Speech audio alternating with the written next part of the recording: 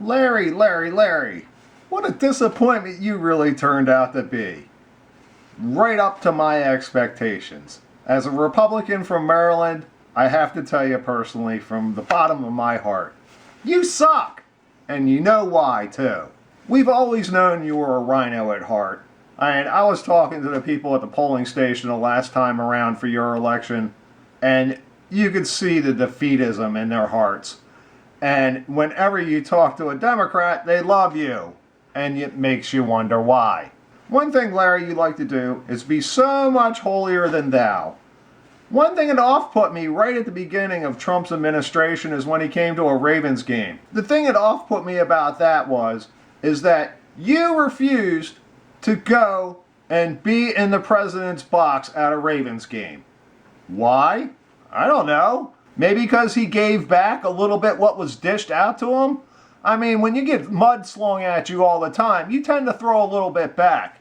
But he was the leader of the Republican Party at that point, and you decided to shun him. So now, here we are in CV world. Almighty Larry Hogan runs off to Korea to get testing kits, to bring them back to us poor people over here in Maryland that he rules over. Oh, what a hero, what a hero. Well, according to CBS News today, those tests were flawed. So here's the report out of CBS Baltimore. Deeply disappointing. Maryland Democrats critical of Larry Hogan after reports say 9.4 million South Korean COVID-19 tests were flawed. The first batch of coronavirus tests Maryland Governor Larry Hogan acquired from South Korea were flawed, according to the Washington Post. Hogan used nearly $9.5 million in state funding to purchase 500,000 COVID test kits from abroad back in April. But these tests were never used, according to the Post. Instead, Hogan reportedly paid the same South Korean company, LabGenomics, $2.5 million to replace the kits. So we bought kits and then we had to actually replace them. It's basically a total crap show. It really is. I also remember when you did bring them back, you complained to the federal government that you didn't have cotton swabs for the tests. So the test you brought back you couldn't use until the federal government gave you cotton swabs that you could get at Rite Aid.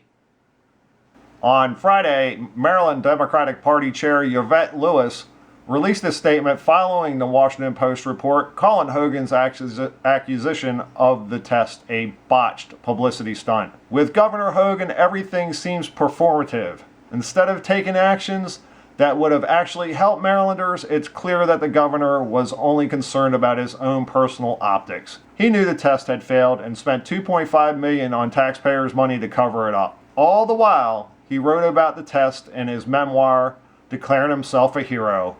In the middle of a pandemic, Governor Hogan seems to have time to give hour-long speeches about Ronald Reagan's leadership, but he clearly doesn't have any time to be a leader himself. Even though he gave several interviews on Friday, he refused to make comment on this story. Tells you everything you need to know. So you spend all your time doing interview after interview. Apparently today you did 5 alone. It's on a Friday, over CV, the great CV champion that you are. But yet, what are you doing for the people, Larry? What are you doing for the people? You seem to try to be making yourself go into this like a new world or higher order or whatever it is, where you think you're on a path where the never-Trumpers are going to take you to the presidency.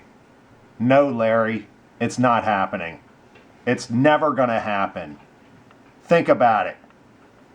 You have very weak support in Maryland. It's the Democrats that carried you.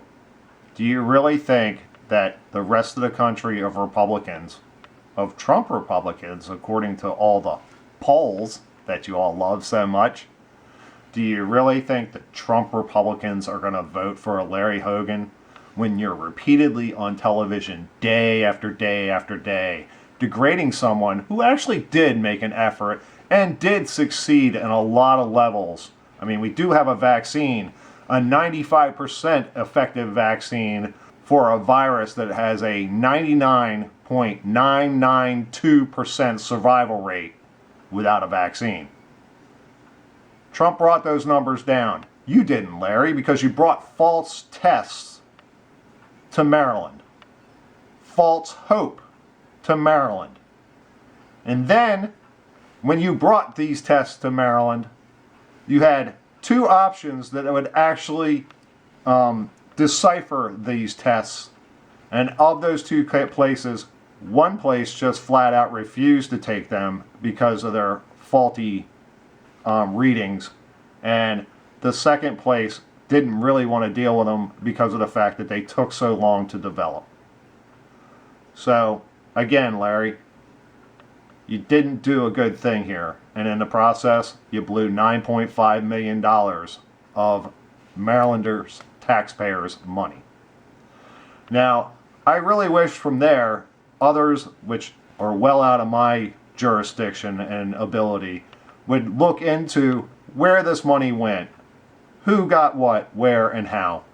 Because we are finding throughout the whole world, left and right. I mean, we just had a big story come out of England just the other day about all the connections for PPE and other stuff that were connected to people that were actually in the government. Their brothers, their sisters, their cousins, whoever it happened to be, actually owns the company that got the big contracts. And some of them were on the right and connected to Boris. So, again, this is not a left or right issue. This is a human issue. You brought false hope to Maryland. You spent our money doing it. And then you put your tail feathers out there like some big giant peacock saying, look at me. Well, we're all looking at you, Larry, and you failed. See, that's the problem. When you draw attention to yourself like an attention whore, when you fail big. Well, now you just failed big. Enjoy the rest of your life, buddy, because you don't have much of a future in politics. See ya.